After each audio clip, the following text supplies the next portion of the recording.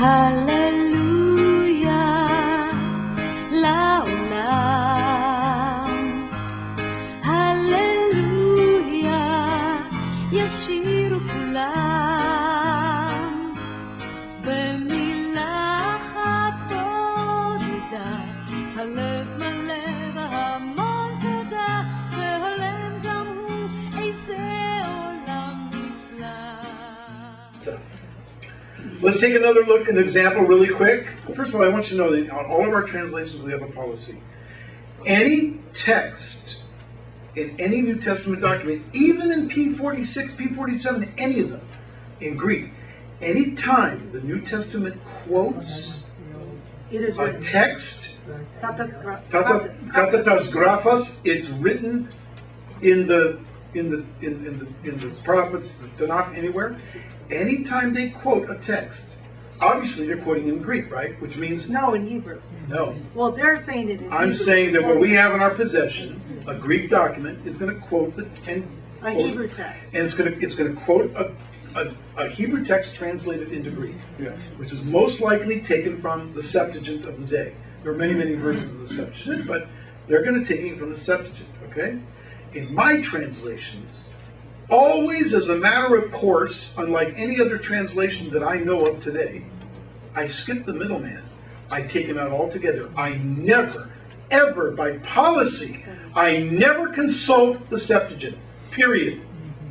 I go straight to Hebrew, and I go from Hebrew to English. Right. And I don't care what the English, I look at P46 and I go, love, you don't even need to, from here to here, don't even translate it.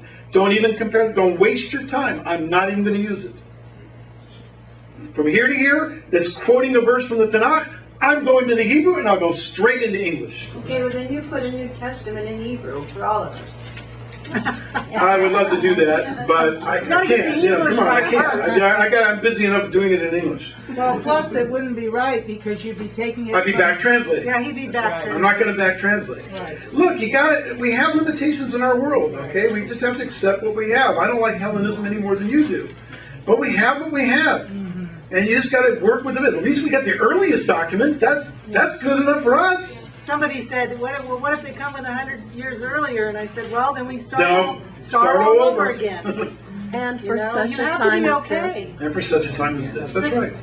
That's right. Yes. I really think that Hashem only allows us to see exactly what He wants us to see at the time we see it. Right. Yeah. If He were to throw everything at us at once, Oh, we'd be so. Yeah, we'd be so worried. Yeah. we'd be lost in space. We can only take baby steps on His. I mean, here, look, I'm sitting here in Grants Pass, Exactly. 2015. I was last here in 1997. I got invited by Elaine Stedman, the widow of Ray Stedman, who lived right here, and I don't think she's alive anymore. But she invited me to a church right here in Grants Pass, and I spoke to a hyper-dispensationalist Dallas Theological Church, and they threw me out of my ear. They could not bear to hear Right. Israel. Don't tell me about Israel. You are saved exactly on the same basis as everyone else. There is no Israel. Wow. You know? Wow. And so here, And look in at that. 2015, Yeah. look at that. I got a room full of people going, can't beat that with a stick. We're practicing for the Wailing Wall. There you go. You're dominating. You're With dominating. the Okay. hammerhead. So let's now go and what? This is my favorite. This is the one that I want to see because they're actually very similar. Another example from 216. Let's go over to 310. And here once again, Christian theology puts such a spin on this verse. Read that and digest that one for a few minutes. Okay? Once again, Christian theology is putting such a spin on this. You have to run away the Torah forever for as many who are of the works of law under the curse. And then he quotes from Dvarim, chapter 27. Cursed is everyone who does not continue in all things which are written in the book of the law to do them. Well, Bad rap on the Torah. that's right. That's a huge rap on the Torah, right? Christendom is inherited from those who hate Jews, hate the Torah, spanning these two verses, 10 and 11, from this letter to the Galatians, verses 10 and 11. 11 is even worse. But that no one is justified by the law in the sight of God is evident. The just will live by faith. It's just a massive conundrum. And obviously, it's very straightforward if you are of the law, meaning if you attach yourself to the works of the Torah law that the Torah requires of man, you're under a curse. Uh-oh. And God pronounces this curse upon you if you are of the Torah, right? Why? Because it's written in the Torah that anyone who does not intend to do all of these things written in the Torah law, you're going to be under a curse. If you want to obtain right standing or justification before Hashem, the first thing you need to do is jettison the Torah. Get rid of it. Toss it out. It won't help you in any way because no one can be justified by the Torah or obtain any kind of right standing status before Hashem. Sounds like good advice, right? Yeah, right. Any normal person reading this is going to take a look at the Torah. He's going to leave skid marks. He's taken off from there, and that's exactly what Christianity has done. They're going to turn left at Albuquerque, and they're going to end up in Rome, and that's just where they're going. Along the way, they're going to eat pork sandwiches, shrimp salads, light fires, work, cook, buy, sell on Shabbat. They're going to do everything they can to desecrate or ignore all the rest of the Chagim and any other commandments of the Torah that don't suit them, except the tithe, of course, and anything that sounds too ritualistic or legalistic to them, or anything that smells too Jewish, they're going to run away from. They've been doing it for centuries. After all, who wants a curse? Now, I don't want a curse. Do you want a curse? Right? Nothing. Stay away from the works of the law. Verse 10, right, guarantees that the only way to stay away from that curse is to stay away from the Torah. And 2:16, since they already read 2:16, right, one chapter before, and they already understand that by the works of law, you're not going to be justified, well, you might as well just light a stick of dynamite under the Torah and blow the thing into oblivion for all time. That's it. That's what they've done. Really, all a person has to do is take 10 seconds to examine the verse, and you already saw it. Two glaring inconsistencies back in verse 10. I want you to get this. The glaring inconsistency, the first one in verse 10, at face value has a major problem.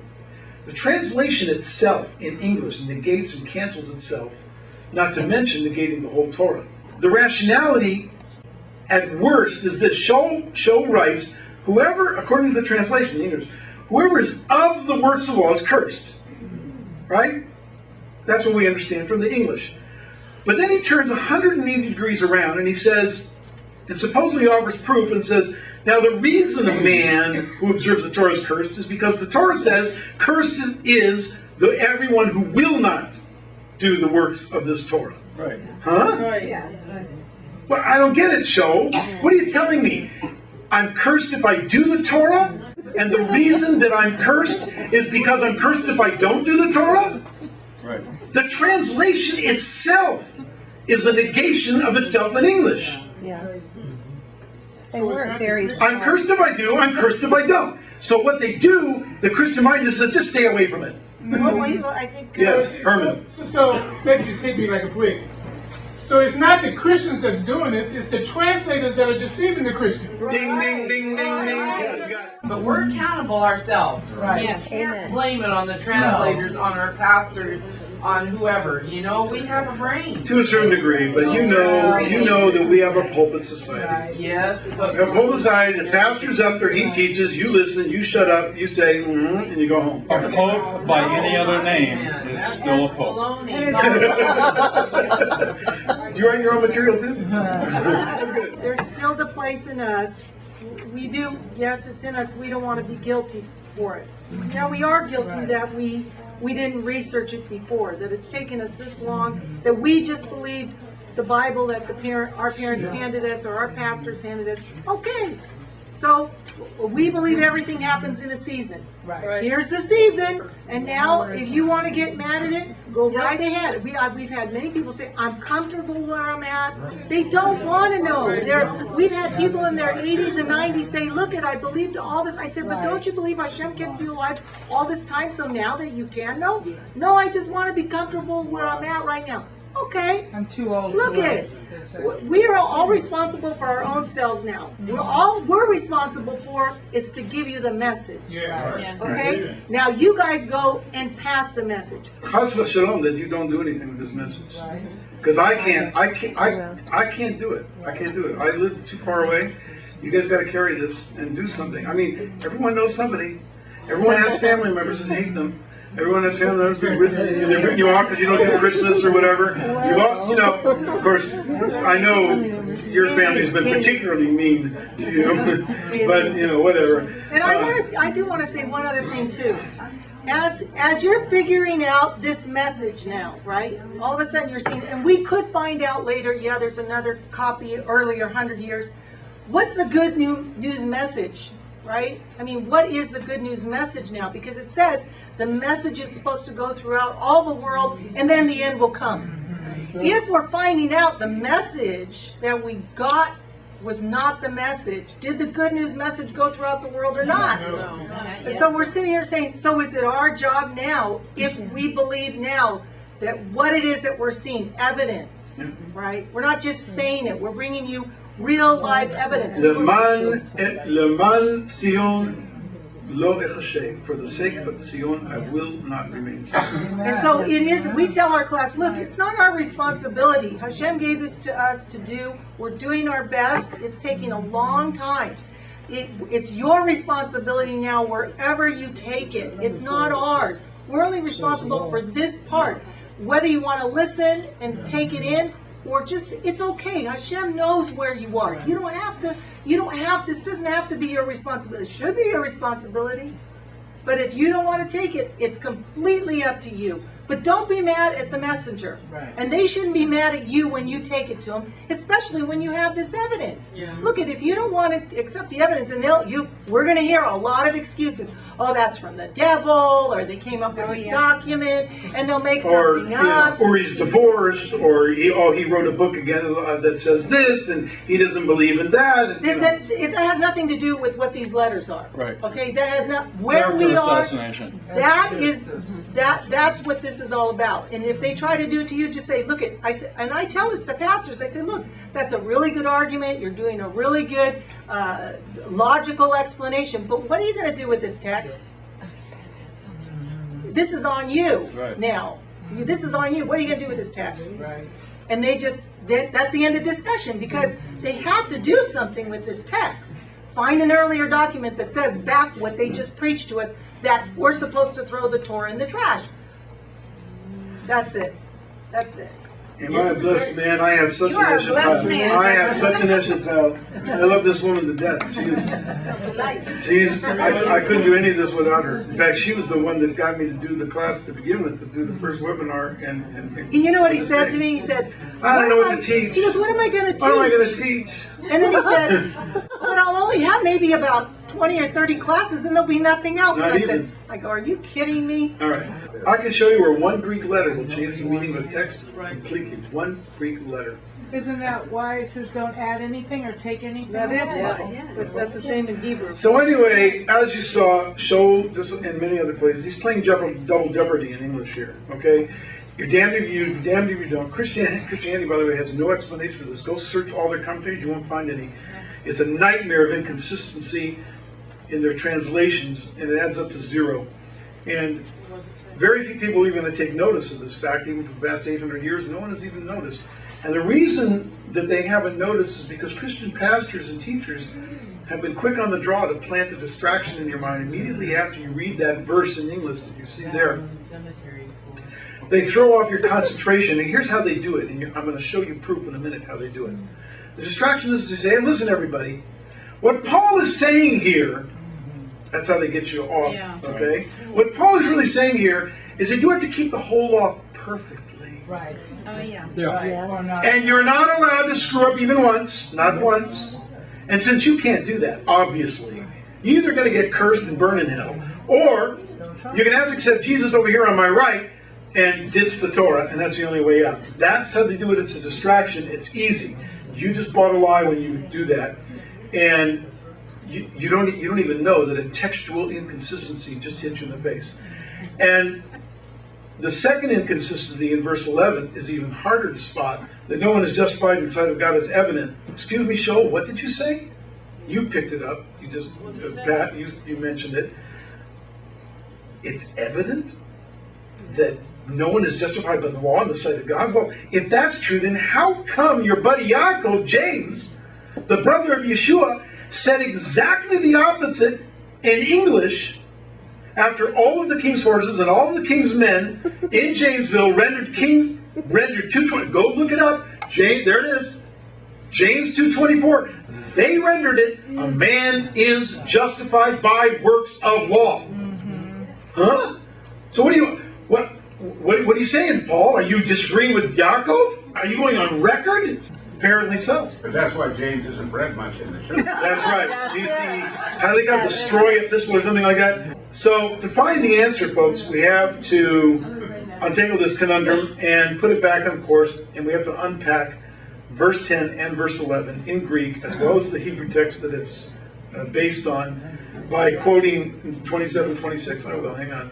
And we have to ask ourselves, is this really a gospel message there that a Jew is not ashamed of? And so I want you to hear this. Just ask yourself, is this a gospel message that a Jew is not going to be ashamed of? A highly respected Baptist pastor and founder and teacher and chancellor at the Bethlehem Bible College and Seminary, served for 33 years as the pastor of this Bethlehem Bible Church, 10,000 member strong church in Minneapolis, who received the education at no less than Fuller Theological Seminary, Wheaton College, and hear it. Sorry, you're going to hear this. Here he comes. Here it comes. John Piper. Evidently, Paul thought that there was a teaching abroad in the Galatian churches that was so deadly to people and so dishonoring to God that it brought down a divine curse on those who taught it and embraced it. It was a teaching propagated by Jewish Christians out of Jerusalem. Galatians 3, verse 10. Those who are of works of law are under a curse. What does curse mean? A curse is to be without God. The Holy Spirit is kept back from those who are under a curse.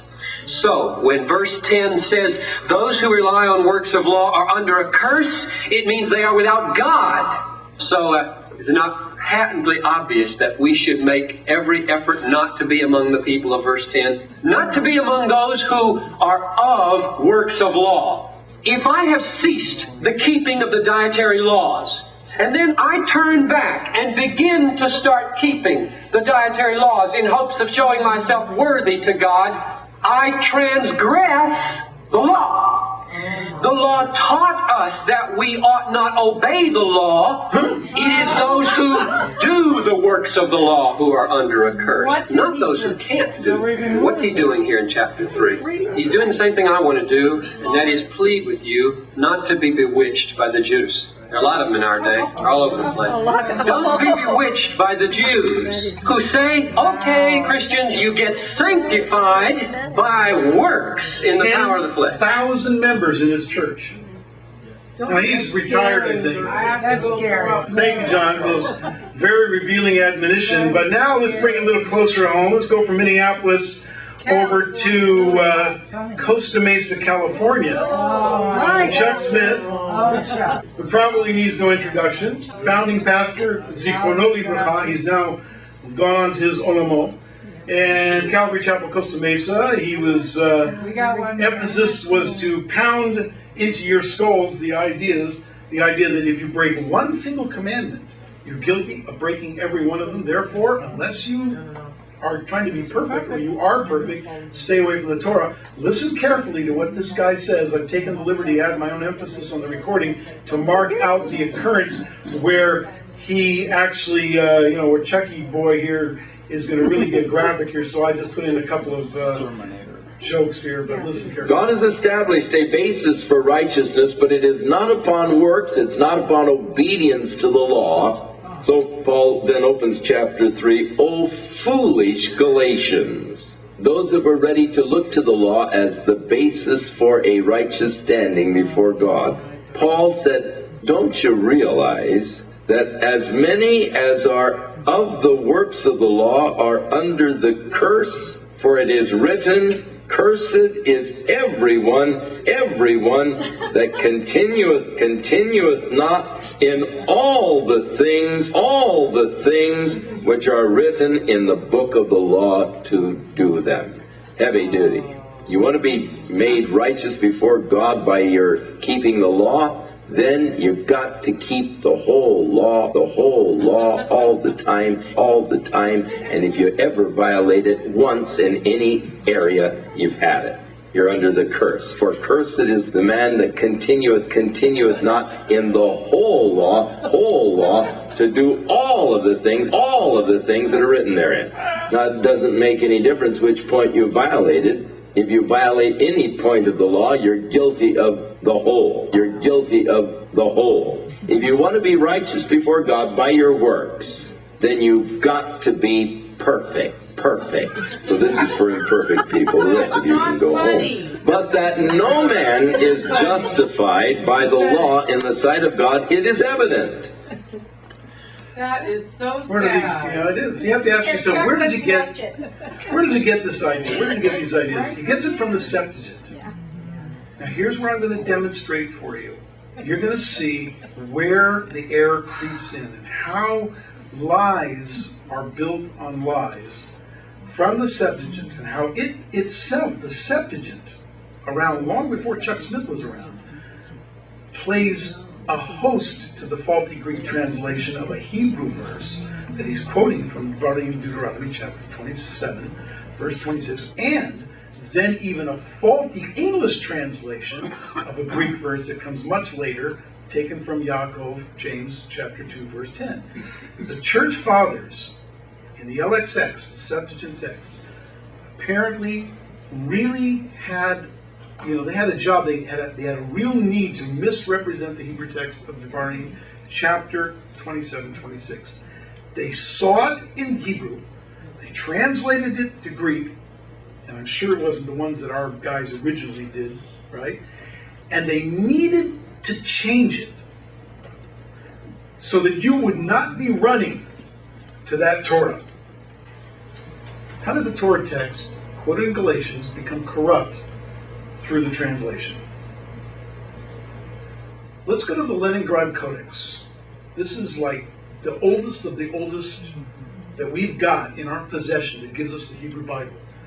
Arur asher lo yikayem et divrei Torah, ha-Torah hazot la'asot otam.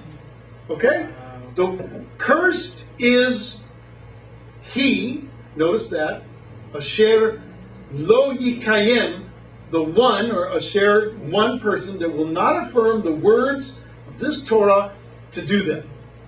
Okay?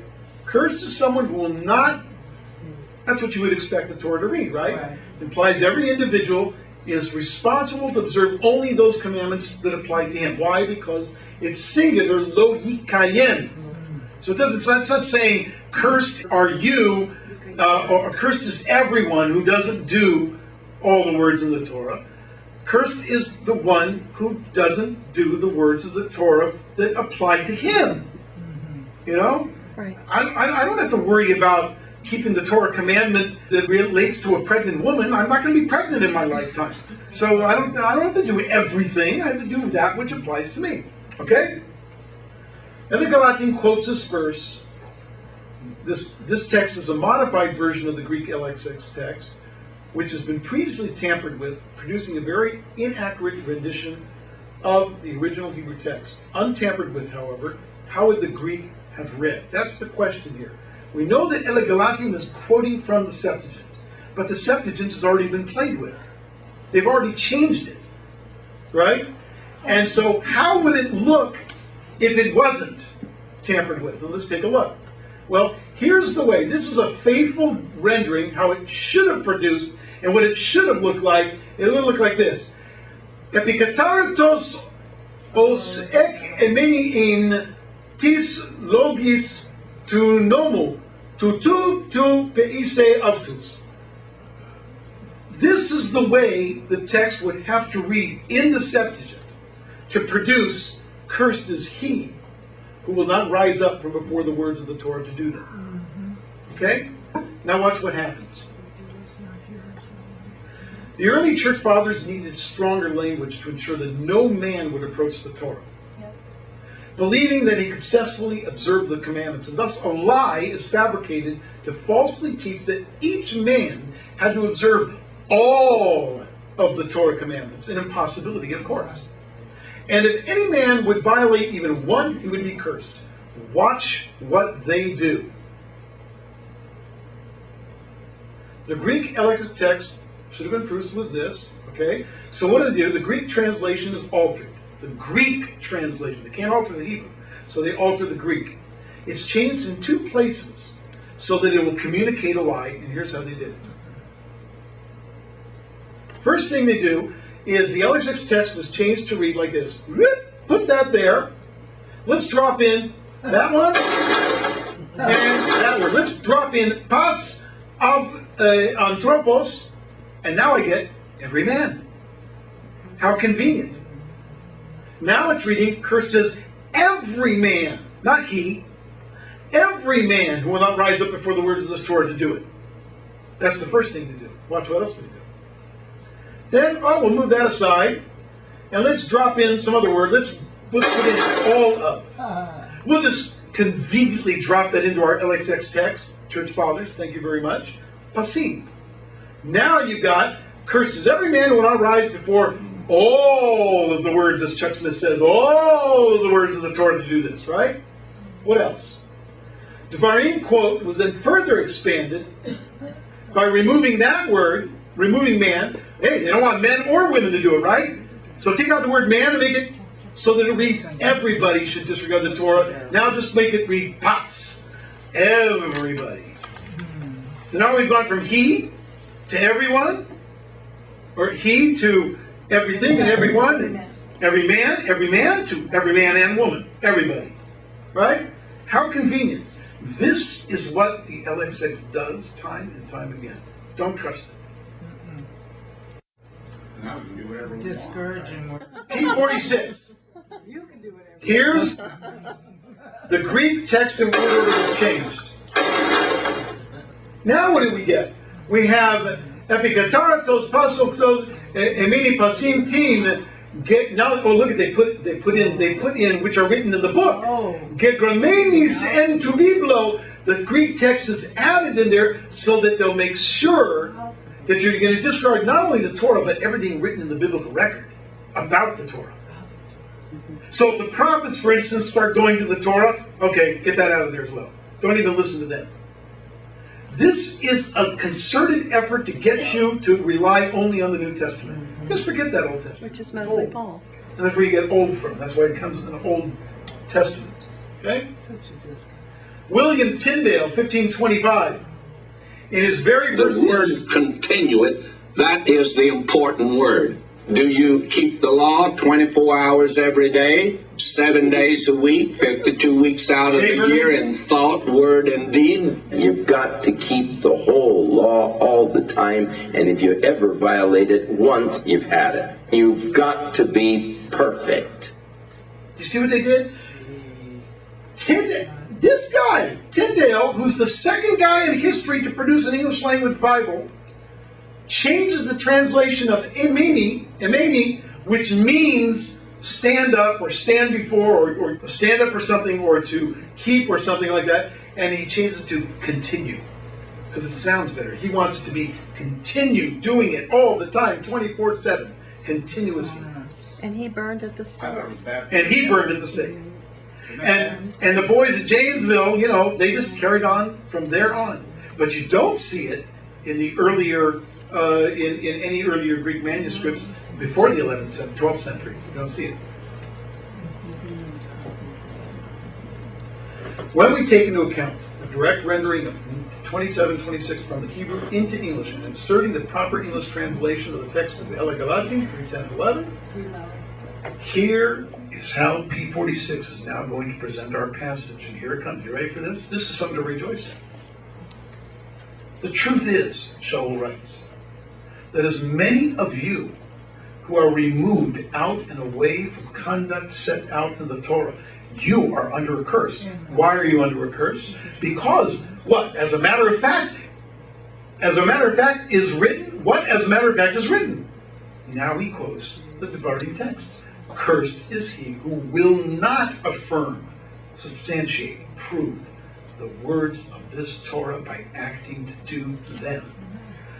You've got evidence right now standing right before your eyes of Shaul taking the Torah to the Galatians. Yeah.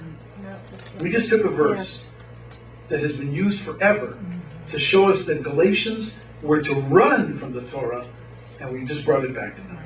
And this is what they actually heard, in my opinion. 11. And that except by the Torah, besides the Torah, no one is declared righteous before God is obvious.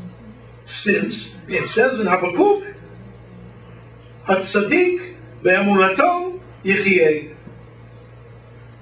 By his own faith, not even faith, trust. Trust is a concept taught in our Torah. And Habakkuk is saying, because Habakkuk is a godly man, he understands the Torah, that trust is engendered in the Torah. That's the only way you can do the Torah is through trust, right? The tzaddik, the righteous man, with his trust, he will live. With his trust in Hashem, because that's what the Torah teaches, to trust Hashem. Okay? And that's it. That's about all we have time for. I wanted to let you hear John MacArthur, but it'll just make you depressed. Actually, I really do want. I'm sorry. I want you to hear this, because you're going to actually. This is Jewish reverse psychology. You're going to listen to this and walk out the door saying, "Oh, Baruch Hashem, that we know our Torah and we know it's better than this." Listen to MacArthur, and this guy, where is he down in Sun Valley or something like that? Hold on to your hats, okay? You're not going to like this. God has set down a righteous law. We are told to live up to that law, and we're told if we fail, we're cursed. Sometimes you hear people say, well, I'm doing my best, I hope God will accept me. Well, he won't. Some people say, well, I'm certainly a good person, and I'm religious, and I do a lot of good deeds. That ought to satisfy God. Well, it doesn't. God has established a moral law that in effect does nothing more than curse us. First of all, God's law requires things contrary to human nature. It is asking a frog to fly. It can't be done. Secondly, the law calls for us to do impossible things. Thirdly, the law exacts on everyone absolute perfection of performance that we cannot possibly attain and accepts nothing less. That's right. Therefore, the law sentences us to death for violation.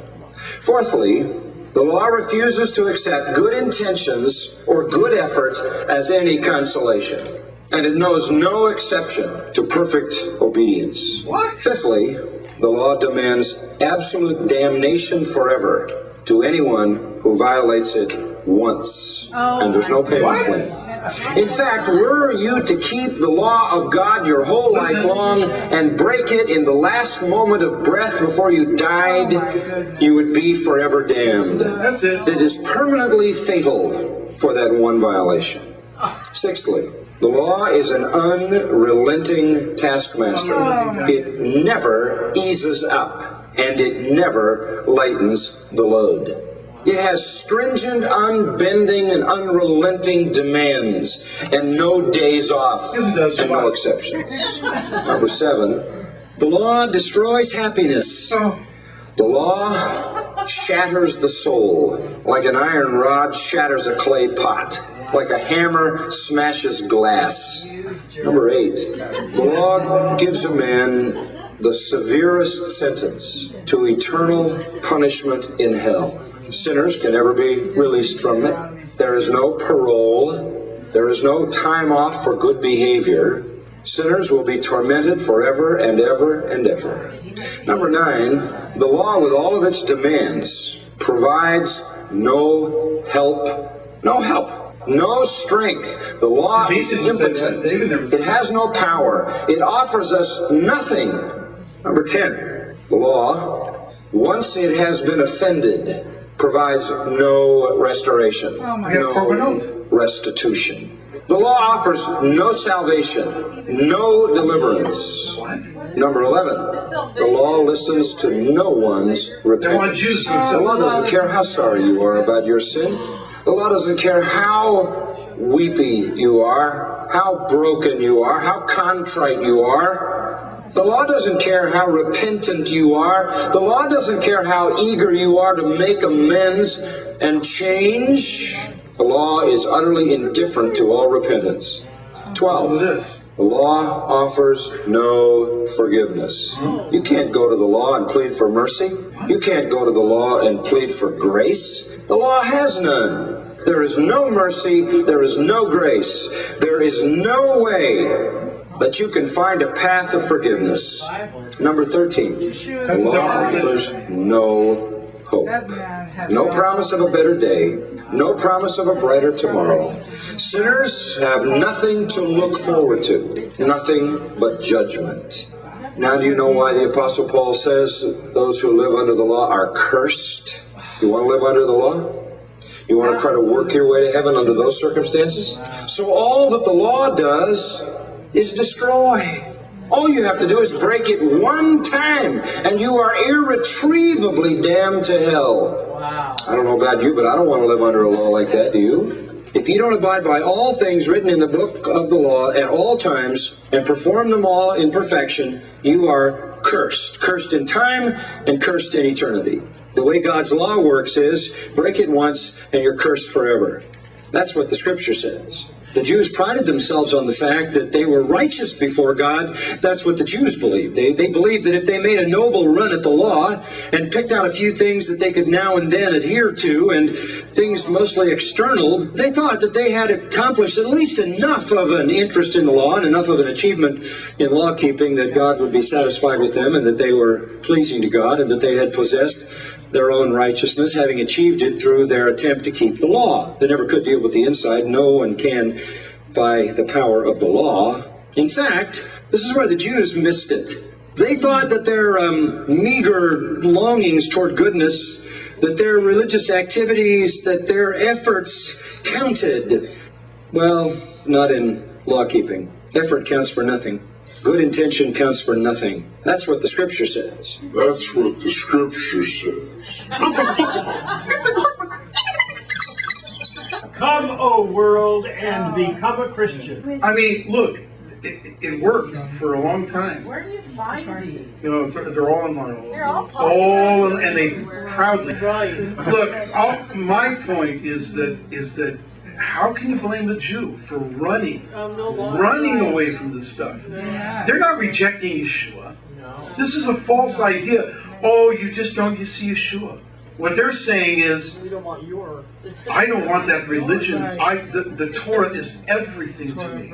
It was everything to David. It was everything to Moshe. It was everything to the prophets. It was everything to Yeshua. It was everything to Shaul. It was everything to Kepha, Yochanan, everyone right on down the line to the end of the New Testament period. Why isn't it everything to you? You have a new religion. Fine. So let me just show you one thing, since we're not going to be able to get to it right now, and I just want to just show you this. I have a whole lesson on Romans. We're not going to be able to get to it, but I just want to show you, after completing now 13 chapters in Romans, and we're not finished yet, this is what's coming this year.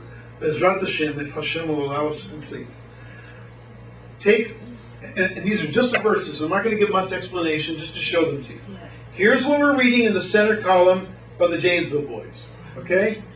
For I'm not ashamed of the gospel, blah, blah, blah, right? You already know that one. The truth is, I'm not ashamed of the good news message. The fact is, it is the power of God first and foremost. That's what's important to note here. Okay? Let's go down to a couple of other very interesting verses of what we've uncovered so far in Romans. And I'm not going to be giving any of the explanations, but just to show you what we have.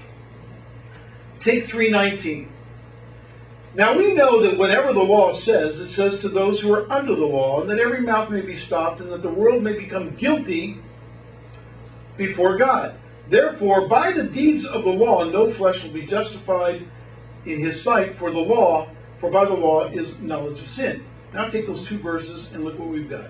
At present, we recognize that regardless of what the Torah says, it speaks to those who are associated or allied with the Torah, so that every mouth might be silenced, and that the entire world will become answerable or accountable to God.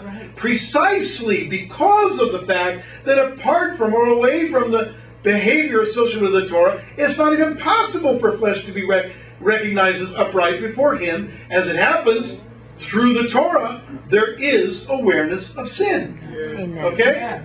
Look at 6:14. For all intents and purposes, for sin shall not have dominion over you. You are not under law but under grace, right?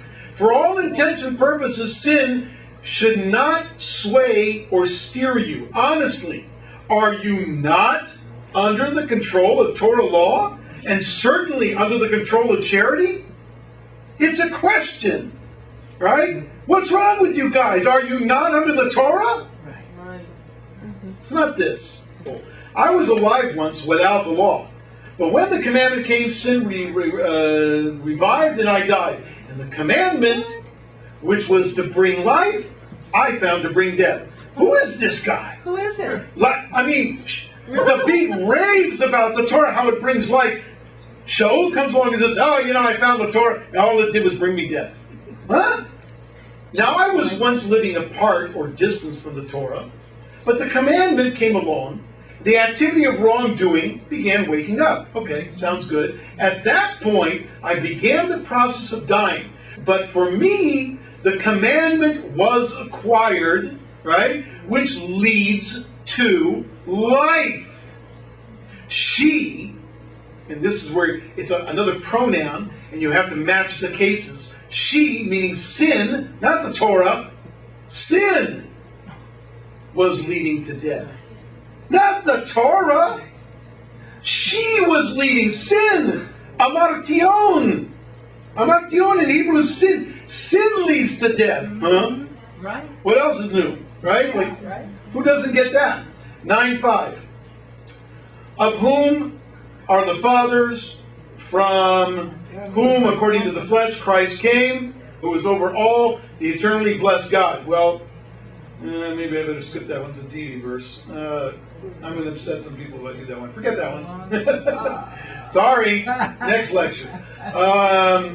Let's go to 10:4. For Christ is the end of the law for righteousness to everyone who believes. Yes. No. In reality, the intent of the concept of Mashiach, remember, who was I? Herman. I was talking to you. There's a case where nomon means a concept. Okay? Christ is the end of the law? No. The intent of the concept of Mashiach is that it brings about justice, uprightness to everyone who enters into a trusting relation with God. Why? Because Yeshua, Mashiach, is going to become a Kohen Gadol. And we're going to become Kohanim.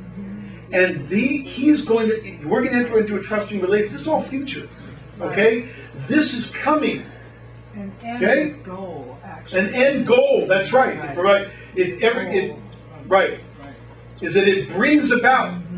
I got a secret. I'm going to tell you a little secret that Christian Greek scholars know, but they don't tell anyone. It's on many articles in high-level Greek, in their little blogs, and they toss it around all the time. But they're careful not to let the common folk know. An aorist Greek verb, you will be told, always means past, maybe present in some cases. No. An aorist verb in Greek can almost always be translated into the future tense. And the reason is because in Greek, unlike English, in English, a verb is always framed first and foremost by its tense. Past, present, future. Not in Greek. That's why they invented the aorist. The aorist verb is always, its first consideration is, what kind of action is it?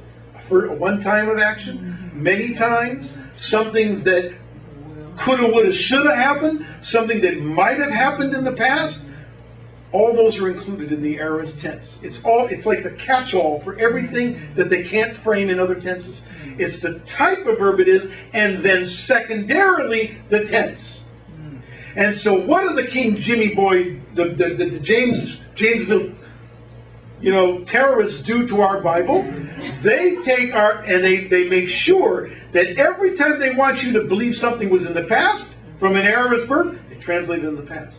I'd say, excuse me, your own scholars say it can be very, very easily translated into the future. And when you do that, you end up with a messianic era, and everything works.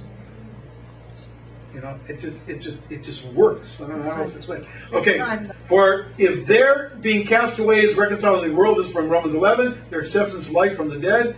Seriously, if their deprivation from the nations, this is a verb talking about how the nations have stomped on the Jewish people, right?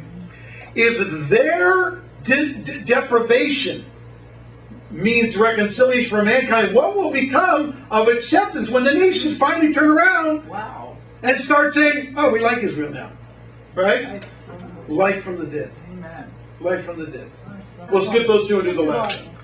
For I do not desire, brethren, that you should be ignorant of this mystery, lest you should be wise in your own opinion, that blindness, oh, here's the Jew, the blind Jew, right? Blindness is in part happened to Israel until the fullness of time the Gentiles come in. In honesty, brothers, the way the verse reads in Greek, I don't want you to be unaware of this enigma, just in case, in your own estimation, you know everything, right? That to some extent, a state of porousness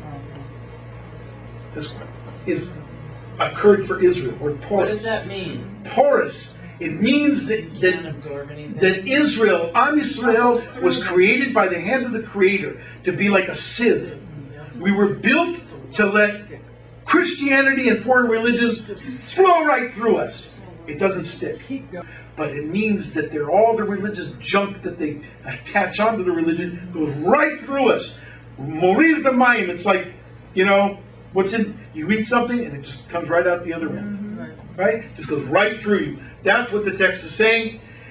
It had to occur from Israel until such time as the full portion of Gentiles should enter in, right around now. Yeah. You know? Okay? And there's where we're at. That's just the tip of the iceberg in Romans. And we're on 13 already. We'll be finished within a few months. Bezrat Hashem. I want to thank everyone for letting us share with you.